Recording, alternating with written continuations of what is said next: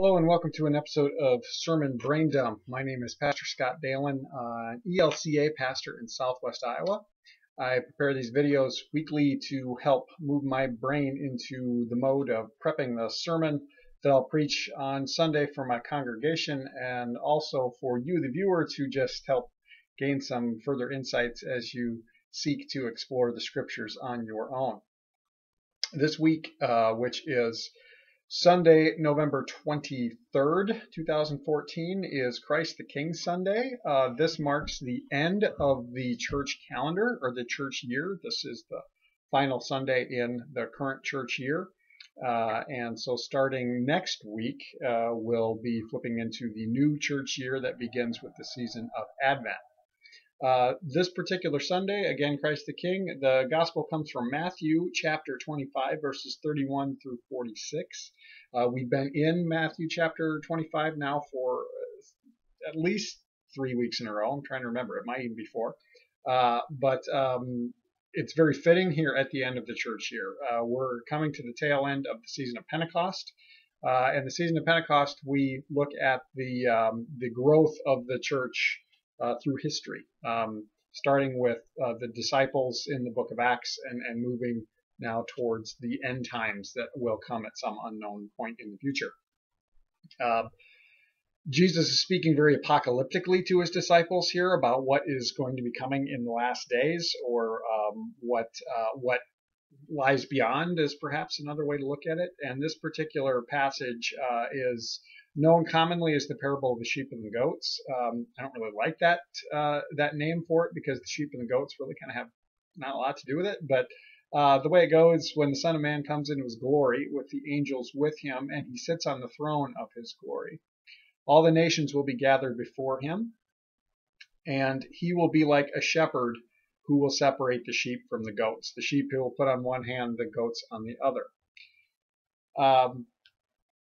Then it goes on to say that or the shepherd or the king will say to those on his right hand, the sheep again, come you who are blessed by my Father, inherit the kingdom prepared for you at the foundation of the world. For I was hungry and you fed me. I was thirsty and you gave me water to drink. I was a stranger and you welcomed me. I was naked and you clothed me. I was sick and in prison and you cared for me. Then he says to the goats, the ones on the left side, that they will be condemned, that they will be thrown into the eternal fire prepared for the devil and his angels. And the reasoning is the opposite. For I was hungry and you did not feed me. For I was thirsty and you did not give me anything to drink. Naked and you did not clothe me. In prison and you did not care for me. Stranger, you did not welcome me, etc., etc. So that's kind of the story in a nutshell of what's going on. There's this separation that will happen at the end. Now, the interesting point that I didn't mention as I was talking through the story itself, neither group, you want to call them sheep, goats, the righteous, the unrighteous, whatever you want to call them, neither group knew that they were encountering Jesus. And I guess I should maybe go a little bit more into it, that when Jesus says that, he said, I was hungry and you fed me, thirsty and you gave me to drink, etc. They ask, when did we see you hungry? When did we see you thirsty? When did we see you in this way? Both groups say that. Both groups are surprised by this, that the king, or who we assume to be Jesus, was in that situation, that they encountered him. And he said, when you did this to the least of my brothers, or the least of my family, or the least of these, you did it to the least of mine, you did it to me. It's an interesting notion, and in many ways this speaks to the notion of social justice, very prevalent within society today. These topics are a very divisive notion, but the notion that as believers, as followers of Christ, we are called to care for those around us. It's part of that whole love God with all your heart, mind, soul, and strength, and then love your neighbor as yourself thing. How are we called to respond when we see the needs that are in front of us? And not just the immediate needs, but how do we address the root causes of those needs?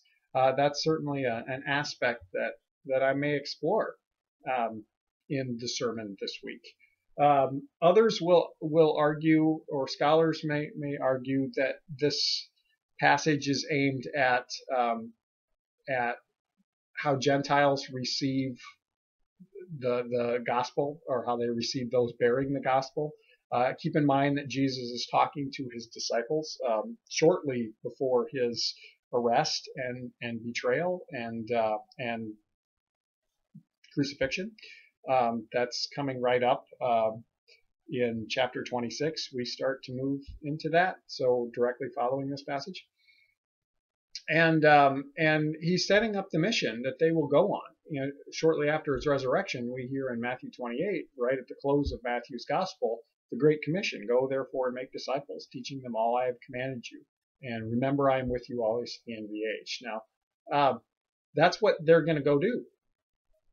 And we see very quickly that the spread of the gospel travels beyond the Jewish culture.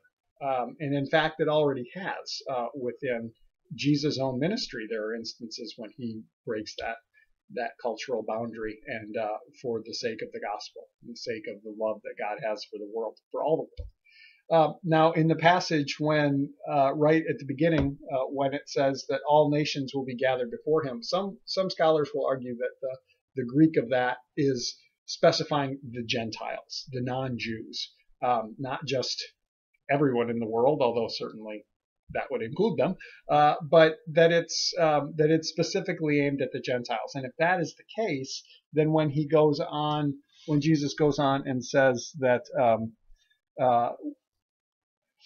that how you welcomed the least of mine, or the least of my brothers, is really kind of what the Greek says, but that they believe that this is talking about the notion that their response to those who bring the gospel to them is vital.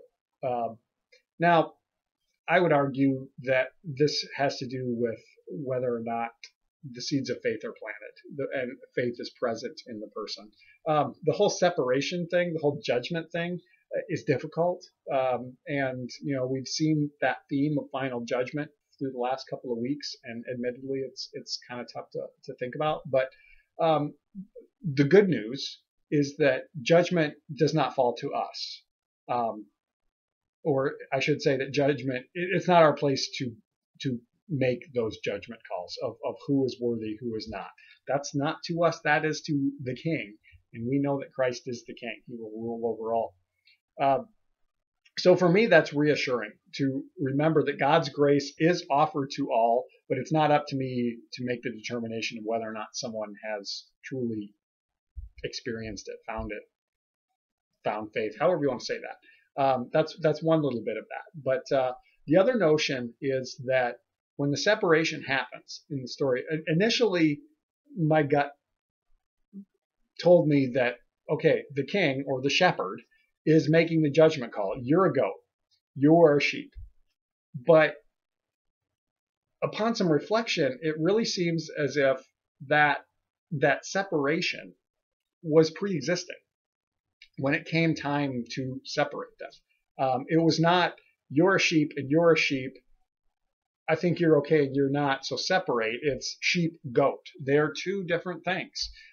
So what's that tell us? And that's a great question. Is that the notion that this separation is going to be based on the new creation that the Apostle Paul says we are when we are in Christ, when the Holy Spirit comes upon us? That you are either, if you're a sheep, you are that new creation, and if you're a goat, you're not the new creation. I don't know. That's certainly a possibility, something to think about. But also, this passage really places emphasis on how did you encounter the weak? How did you encounter the vulnerable? And how did you respond to them? And is that saying that we earn our way into being a sheep? No, it's not. Sorry, Lutheran, works righteousness. I don't buy it. But more so the notion that that out of gratitude of our of our salvation, that we are called to minister to the least of these and to remember that Christ is found in the vulnerable. Much of Matthew's gospel as a whole feels very connected, as it should. And upon hearing this, upon hearing that Jesus is found, or Jesus is present, either in or with the weak, the vulnerable, really puts me in mind of the Beatitudes found at the beginning of the Sermon on the Mount in Matthew chapter 5. Blessed are the poor in spirit, blessed are those who mourn, etc. Blessed are the vulnerable is perhaps a good way to say that. And we started with that way back a year ago, or almost a year ago, when we began the year of Matthew, or year A in the Common Lectionary that sorts us out. But that notion of connectivity is important, because Jesus is found in the vulnerability. That's where he is present. And we know that because he's about to become vulnerable. He's about to be arrested and imprisoned. He's about to be stripped naked. He's about to be hungry and thirsty as he's hanging on the cross. He's about to be bruised and battered. He's going to become all of these things that he talks about within the story. And not only that, he is present within our vulnerabilities, whether we recognize it or not. And perhaps that's the good news of this, is that we have a God who willingly became vulnerable to the point of death and beyond it. And because of that, because of God's experience in life through Christ, he understands it, and he is able to be present with us.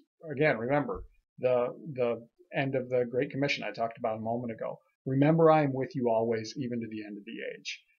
We may not physically see him, just as the people in the story said, well, when did we see you? We didn't know we encountered you. Yet he is there in the vulnerability.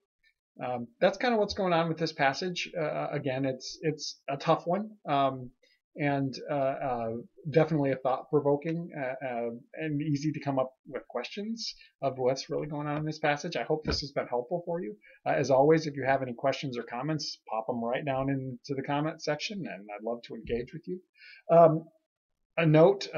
A personal note, if you're looking for the videos next week, I will not be recording one, both due to the Thanksgiving holiday and the fact that I'm on vacation. So I'll be taking a week off, but I'll be back in a couple of weeks with yet another foray into the gospel. So happy Thanksgiving in this upcoming week. Happy end of the church year. And about to be beginning of the new church year. Happy Advent starting next week. Lots of happiness. So otherwise, have a wonderful couple of weeks, and God bless.